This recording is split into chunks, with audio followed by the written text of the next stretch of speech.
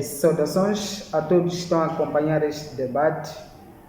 Meu nome é Ilustre Mugambe, estou aqui com o Timba e a Eduarda Lúcia Langa, onde vamos falar sobre o consumo e venda de droga nas escolas. Isso porque nos últimos anos tem-se verificado um aumento preocupante do consumo e venda de drogas em escola. O que antes era associado a ambientes distantes das salas de aula, hoje está presente no pátio, nos corredores e até dentro das turmas. Este debate pretende refletir sobre as causas, impactos e soluções para este fenômeno, que é o consumo de droga nas escolas. Começo consigo, Eduarda. Como é que o consumo e venda de droga pode afetar o processo de ensino e aprendizagem? Muito boa tarde, já agradecer pelo convite para poder. Muito boa tarde, desde já agradecer pelo convite para esse debate, onde nós vamos falar um pouco daquilo que é o consumo das drogas nas escolas. Antes de mesmo falar da questão que cá foi colocada, é muito pertinente percebermos o que seria drogas num contexto geral. Nós sabemos que drogas são substâncias que, ao serem ingeridas no nosso organismo, de uma certa forma elas acabam afetando o nosso sistema neurológico. Então, nós vamos, de uma certa forma, ela vai alterar o nosso processo, seja realizando algumas tarefas, algumas atividades. Nós deixamos de pensar ou agir de uma maneira normal e pelas alterações desse consumo das drogas, acabamos fazendo algumas coisas que achamos que seja por causa desse consumo das drogas. Então, voltando para aquilo que foi a questão, que é como é que o consumo e venda das drogas pode afetar o processo de ensino e aprendizagem. O processo de ensino e aprendizagem. Primeiro, ela vai trazer uma aprendizagem 100% negativa, vai desmotivar os próprios alunos que lá estão patentes nas escolas. Exato. Vai trazer uma certa insegurança no seio escolar, porque ali estamos a falar de crianças em que algumas consomem, algumas não consomem, então ali terá um ambiente, digamos... Um ambiente inadequado para a aprendizagem. Outras crianças vão sentir-se ameaçadas por essas crianças que consomem essas drogas, porque as crianças enormes já estarão um bocadinho alteradas. Muito obrigado, Eduarda Lúcia Langa, pela sua contribuição. Volto para si, André. Com a mesma questão, como é que o consumo e venda de drogas pode afetar o processo de ensino e aprendizagem? Boa tarde, ou bom dia, boa noite para aqueles que nos assistem. Exato. Primeiro também vou agradecer esta oportunidade de poder participar deste debate muito interessante. Indo diretamente à questão aqui colocada, como é que o consumo e venda de drogas afeta o processo de ensino e aprendizagem. Nós sabemos que o processo de ensino e aprendizagem é um processo que precisa de concentração, precisa de motivação, precisa de calma. Estamos a ver isso, lembrando aquilo que são as condições para que haja aprendizagem.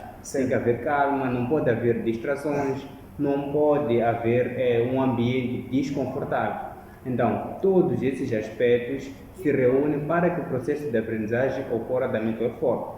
Então, quando nas escolas há intervenção de drogas, ou melhorar drogas lá,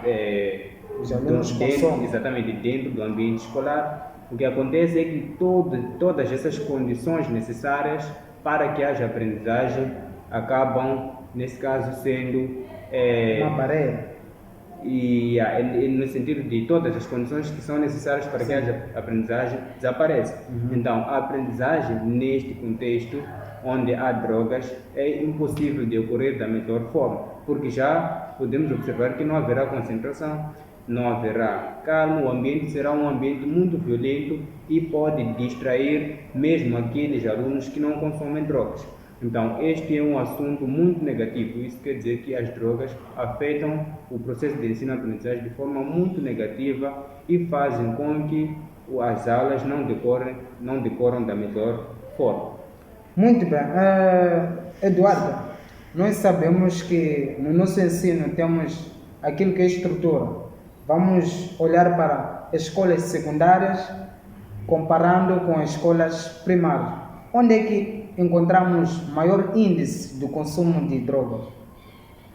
Bom, nós sabemos que em norma, né, as crianças passam por uma transformação. Isso é influenciado pelo desenvolvimento humano. Existem fases, etapas que as pessoas têm passado. Exato. Então, nós sabemos que normalmente as crianças, quando saem do ensino primário para o ensino secundário, acabam tendo umas novas atitudes. Isto é, a criança fica mais vulnerável, a criança, entre aspas, acaba ficando muito fraca. Ela é muito fácil com que caia para qualquer tipo de coisa, né? Pode até não ser somente no tema que está a ser debatido, mas por alguma perdição que faz parte do nosso dia a dia.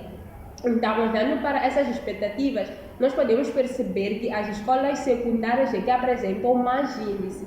Isso não quer dizer que nas escolas primárias não hajam esses casos, esses problemas, mas normalmente é por um número reduzido, porque nas escolas secundárias nós temos mais número de alunos do que nas escolas primárias, e aí podem ter muitos fatores, por exemplo, a questão do lanche.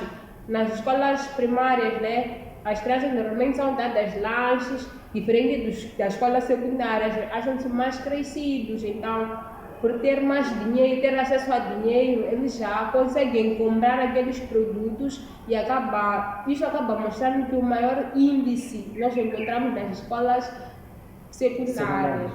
Muito obrigado pelo teu posicionamento. Agora volto consigo, André Timba.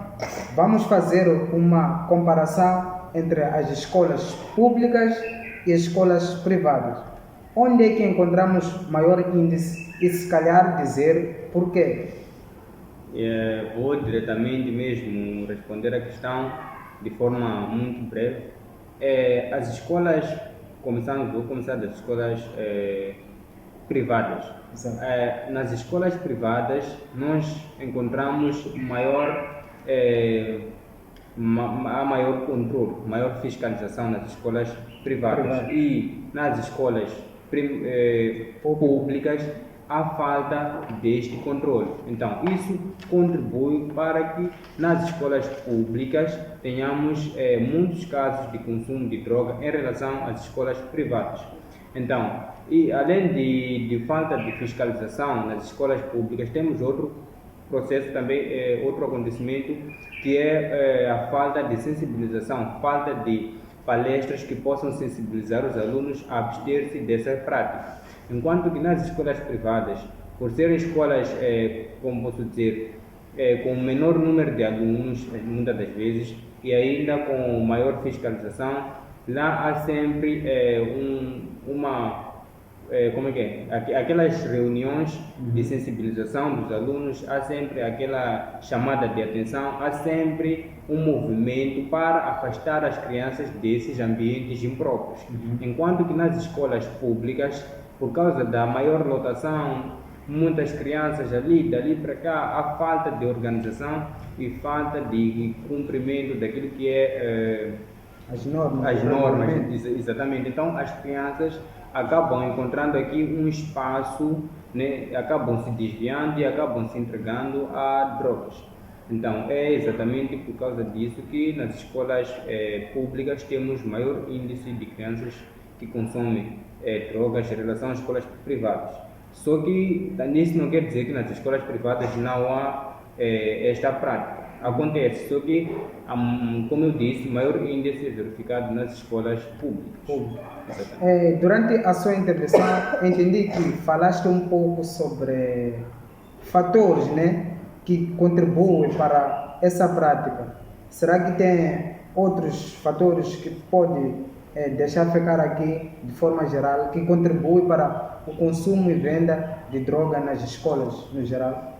Outros fatores que eu acho que contribuem para o consumo e venda de drogas nas escolas, para além daquilo que eu já falei aqui sobre, nesse caso, falta de campanhas de sensibilização, temos também os casos em que os sítios onde vendem as bebidas alcoólicas ou quaisquer outros tipos de droga estão perto da escola.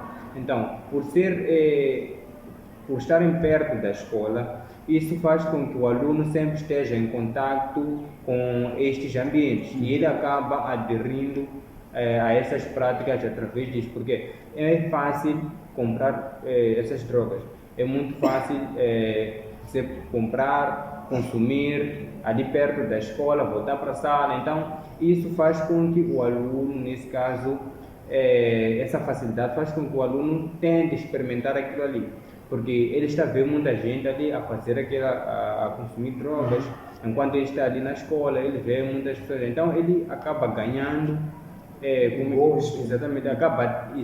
sai aquele desejo de deixa eu provar também. Então, e quando prova já vai passar a consumir as drogas por muito tempo. O outro fator também que contribui para essas práticas é o ambiente onde a criança nasce, né? No ambiente familiar, por exemplo. Então, quando a criança cresce numa família onde o consumo de drogas é feito de uma forma desorganizada, às vezes deixam as crianças ali mesmo, quando os mais velhos bebem, as crianças observam, então eles também acabam tendo um desejo de fazer aquelas práticas. Então, isso acaba influenciando a criança para que mais tarde, ao crescer, ele consuma drogas, e isso ele vai se refletir no ambiente onde ele passa, nesse caso, por exemplo, nas escolas. Então é mais um fator. O outro fator também é o caso das crianças ficarem desocupadas no período das aulas, por exemplo. Imaginemos que os alunos estão ali dentro da escola e não têm nenhuma ocupação. Se calhar o professor não está na sala de aula a dar aulas, ou se calhar nesse dia aconteceu o imprevisto, os alunos estão fora, não tem nenhuma ocupação, não tem nenhuma atividade extracurricular, então eles acabam procurando alguma coisa para se ocupar. Sim. E essa coisa que eles procuram para se ocupar, de uma ou de outra forma, acaba sendo, eles acabam, pode ser uma saída, né? Optar pelo caminho de consumo de drogas. Exatamente. Muito bem, André Kimba, deixa-me voltar para Eduarda Lúcia Langa. Eduarda, vamos olhar para a questão da responsabilidade. Quem deve combater essa prática? Bom, falando um pouco da questão da responsabilidade, pode aqui surgir algumas falácias, porque como estamos a falar do consumo de drogas dentro das escolas, certo? Às vezes as pessoas, principalmente os encarregados de educação, eles acham que o principal papel das coisas, ou seja, as pessoas que devem encarregar-se dos seus alunos de um comportamento que não seja adequado, são os professores ou a própria escola. Eles acreditam que só os alunos podem ser chamados de atenção dentro da escola, mas aqui há alguns aspectos a referir, né? Não é só o professor ou a comunidade escolar que deve combater essa prática, mas deve partir de casa, a comunidade em geral e também a própria escola. Isso nós estaremos a falar de uma coisa, um ciclo. A criança receberia um chamado de atenção em todos os lugares que for a presenciar. Partindo de casa. Porque, como o meu colega André referenciou, existem alguns casos em que o próprio consumo de drogas parte de casa, por causa das próprias pessoas que a criança convive com elas. Também aquilo pode ser na própria comunidade ou sociedade que a pessoa está inserida, certo, por causa das pessoas que estão ali. Também pode acontecer isso na escola. Então há uma necessidade de a família ser vigilante, a própria sociedade ou comunidade ser vigilante e a própria escola também ser vigilante. Se a família chama atenção à criança por causa desse consumo e fala das suas consequências, e depois vamos lá do outro lado de fora, temos os vizinhos, amigos a chamarem a atenção, e chega na escola também chamar a atenção e editar sobre as consequências, a criança por algum momento não terá paz, porque ela estará a ouvir sobre alguma coisa que está a fazer e vão dizer que não é bom. Então o aluno vai, de uma certa forma, vai refletir sobre o que está a fazer. Então é muito importante nós levarmos em conta que a responsabilidade não é da escola, mas a escola faz parte das pessoas com que devem ajudar a superar essa prática. A escola, a família, a comunidade. Então somos exortados todos nós a olharmos por isso, a chamarmos a atenção, não só lá pelos nossos filhos, mas também por todas as crianças, por todas as pessoas que estão dentro dessa prática, porque olha, se eu quero chamar a atenção ao meu filho, de repente meu filho vai brincar com aquela pessoa que eu deixei de chamar a atenção por estar a consumir alguma droga, e de uma certa forma aquilo vai passar para o meu filho, e meu filho vai passar para outras pessoas. Então isso será de geração em geração. É o que tem acontecido nas escolas. Nas escolas, se tem um que fuma, por exemplo, né, ou bebe, está na 8ª classe e entra uma só da 7ª, aquela da 8ª vai puxar aquela da 7ª classe. Então, você não vai deixar de chamar a atenção os da 8ª porque quer chamar os da 7ª porque são os novatos. É uma necessidade de igualarmos a todos. Estamos a falar, se calhar, de algo que seja uma inclusão. Inclusão e integração dessas pessoas. Então não podemos olhar pelo que a pessoa é. Então temos que olhar que somos todos um só, e a prática do consumo de drogas traz consequências graves para todos, independentemente da raça, cor, condição. Então é uma necessidade de todos estarmos em condição. Muito bem. Durante a sua intervenção percebi que disse que a família tem a responsabilidade, a escola tem a responsabilidade e a comunidade. Que tal o Estado não tem a responsabilidade de combater essa prática? Eu acho que, de uma certa forma, o Estado também pode vir. Voz, por favor. De uma certa forma, o Estado também faz parte, porque por algum momento eu também acabei dizendo que todos, né? Certo. Todos nós temos que contribuir, né? Porque todas as ideias são válidas. Então, se eu, por exemplo, como uma pessoa fazendo parte do Estado, apareço com uma ideia de fazer palestras, certo, não só nas escolas, mas nas comunidades, em todo o sítio, né? Que possam ter pessoas que nos queiram ouvir. Se nós promovemos palestras, promovemos, por exemplo, algumas organizações que falam das consequências, que resgatam os meninos, jovens, todas as pessoas que estejam dentro dessa situação. Nós estaremos a contribuir para um bem-estar, nós estaremos a contribuir para baixar ou para tirar as pessoas desse mundo, combater essa parte. Não quero acreditar que todos nós, como pessoas, o mundo todo, né?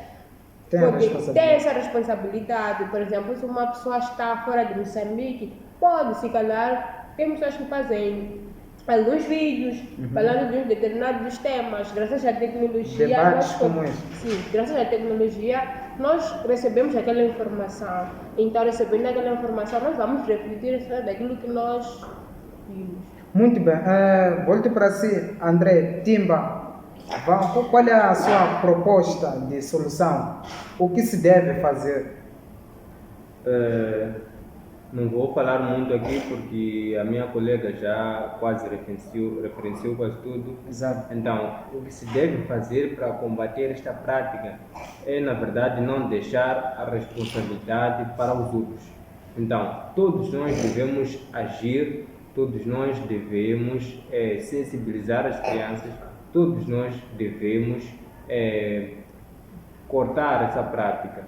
Se é um professor, vê um aluno está envolvido nisso, sente com o aluno, conversa com o aluno, faça com que o aluno se sinta à vontade, nesse caso, para te dizer o que é que está a ocorrer, porque às vezes tem casos em que os alunos passam a beber, casar por causa de algum stress que o aluno esteja a passar, seja mesmo um problema emocional. Então é necessário não julgar, nesse caso. Senta com o aluno, conversa com o aluno, faça com que o aluno largue essa prática de uma boa forma. Também é o pai, é o filho, é um cidadão comum, encontrou crianças nos muros, não sei aonde, a fumar. Então, não deixa a responsabilidade dos outros. Então, sensibilize as crianças, converse com as crianças, proíba essas práticas.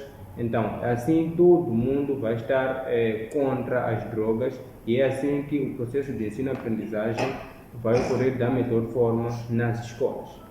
Muito bem, assim foi o nosso debate, onde falamos sobre o consumo e venda de drogas, de álcool, de droga, quer dizer, nas escolas.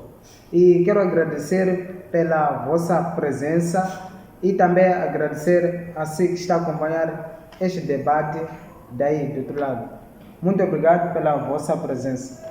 Muito obrigado. Nós é que agradecemos pela presença e pela oportunidade de cá nós estarmos a fazer uma explanação daquilo que é um pouco daquilo que é os nossos conhecimentos. Exato. Então, assistam e coloquem muitos likes para voltarmos aqui com um novo tema. Muito bem, muito bem.